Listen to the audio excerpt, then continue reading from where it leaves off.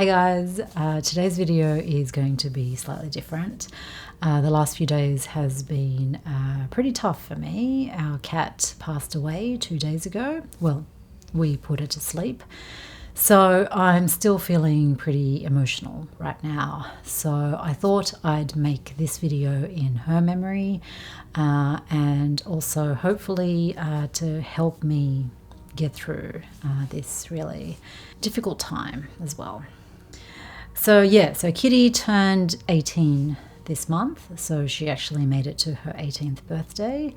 So she's been with us for quite a long time. She was actually a gift from a friend, and when we got her, she was actually really small. She could actually fit in the palm of my hand, so she was really, really cute. So Jenny, you probably didn't know at the time that your gift would become one of the most beautiful, treasured things in my life. So we got her when we were still living in Sydney, and she drove down with us when we moved to Melbourne, and then she flew with us when we moved to Singapore, and then finally to Hong Kong, where we are now. So she's a well-travelled cat, that one. If you've ever met her, then you'd probably know that she wasn't the most sociable of cats. In fact, she was probably one of the most antisocial cats I'd ever met.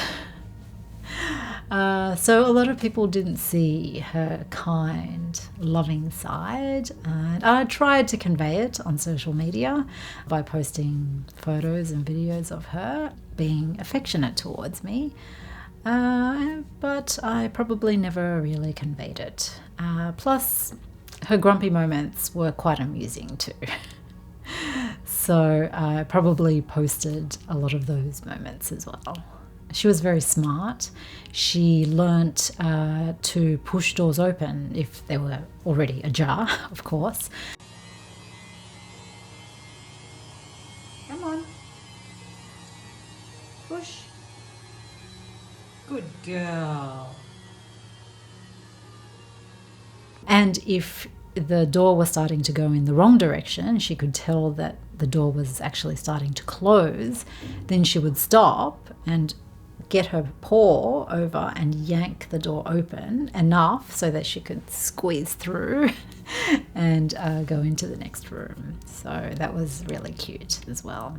And she also knew how to get me to feed her. So she would scratch at a door because she wasn't big on meowing for some reason. But she would happily scratch at a door, get my attention, and then start walking towards the kitchen. So she would take a few steps, stop, turn around, make sure I was following her, and then she'd continue on, stop, turn around, and she'd do this right up until we pretty much got to the kitchen. And then she'd stop, wait for me to walk past her, get her food, and then she would go eat. Very manipulative, that one, don't you think? Come on, go get some food. Come on. Wow, you finished all your food. Such a good girl. Yeah. Okay, I'll get you some food, okay? Let's stop recording so I can get you some food.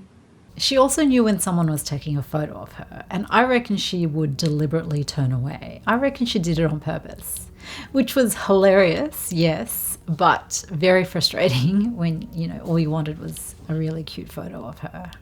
Then in December 2017, we took a trip to Japan and then back home to Sydney for Christmas. And we left her at a cattery like we usually do. And we were due to head back home around New Year's Day or on New Year's Day. And home at the time was in Singapore. And while we were still in Sydney, we received an email from the vet saying that the cattery had brought her in because she wasn't eating or drinking. So, of course, that got us worried. And so we told the vet to do whatever necessary tests they needed to do in order to figure out what was wrong with her. So the next day, the vet emailed us back and said that one of her kidneys had effectively shut down and that she was basically living off one kidney. And then he continued to say that she wasn't getting any better and that he didn't think that she would last for much longer. So at the time, I was actually preparing myself to not see her alive when we got back to Singapore. So we got to Singapore and went straight to the vet as soon as we could. And believe it or not, she actually perked up as soon as she saw us and was pretty much back to normal from there, which was amazing. I was so over the moon because we all thought that she wasn't even going to make it to New Year's 2018. And in the last few years, she was actually pretty good given her age and her existing kidney problems. But then last Wednesday, she actually took a turn for the worse. She couldn't hold herself up anymore. She couldn't eat or drink on her own. So I knew pretty much straight away that we didn't have much time left with her. Actually, I didn't think she'd make it through the day, and I was actually ready to say goodbye at the vet. But the vet actually sent her home with us with drugs in tow. But unfortunately, she just wasn't getting any better. And then on Thursday, we went back to the vet again, and I was ready to say goodbye once again. But the vet gave her one last chance. She gave her steroids. So we went back home and gave her all her meds again. But yeah, she still wasn't getting any better. And that's when we knew that it was time to let her go. So that's pretty much when we agreed that the following day would definitely be our last visit to the vet. So yeah, she was a fighter, that one. She just wouldn't give up. I mean, even on Thursday, she was snarling at us, she was growling at us. She actually took a swipe at the vet and got her claw, one of her claws caught in the vet's glove and took it off. So yeah, it goes to show just how strong she was and just how much of a fight she put up right until the very end. So she slept with us one last time, and she still woke me up at 4 o'clock in the morning, like she's consistently been doing the last few months. Except this time it was because she was twitching or flinching, and quite aggressively, since she actually woke me up. And I'm not sure what it was, whether she was having a very vivid dream or if it was because her body was just really starting to shut down. So I patted her for a while and she actually started to purr, which was really nice to hear. So even in her state, she still found it really comforting when I patted her, so that was really nice to hear. And then first thing Friday morning, I let the vet know what we decided and booked her in for one last appointment. I just spent the day with her, stroking her and patting her, and just spending my time last few hours with her. The whole procedure was really quick, actually, and we'd both decided to be there for it, and then they let us say goodbye to her one last time. She looked pretty much the same as she had been looking the past few days. So for me, that was just more confirmation that we did the right thing for her, but it just doesn't make it any easier to accept that she's now gone. But it's just been a few days, and I think these first few days will probably be the hardest to get through. So hopefully over time my habits will slowly lose their hold and I will no longer be looking for her every few minutes.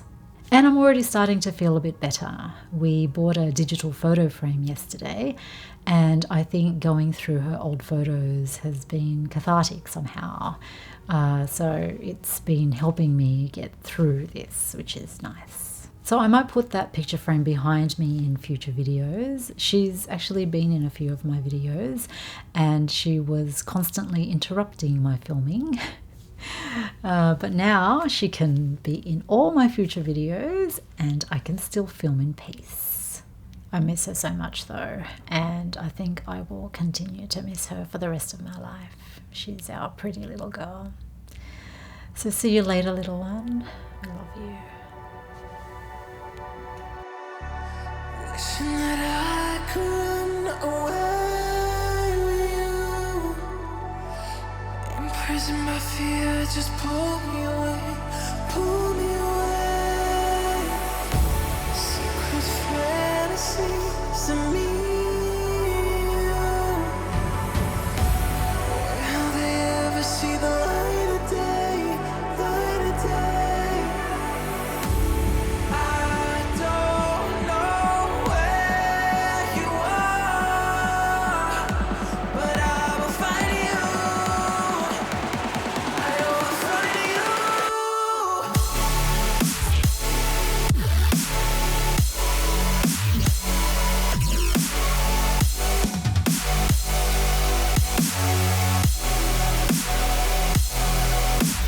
Wishing that I could run away with you. Imprisoned by fear, just pull me away, pull me away. Secret fantasies of me. Will they ever see the light?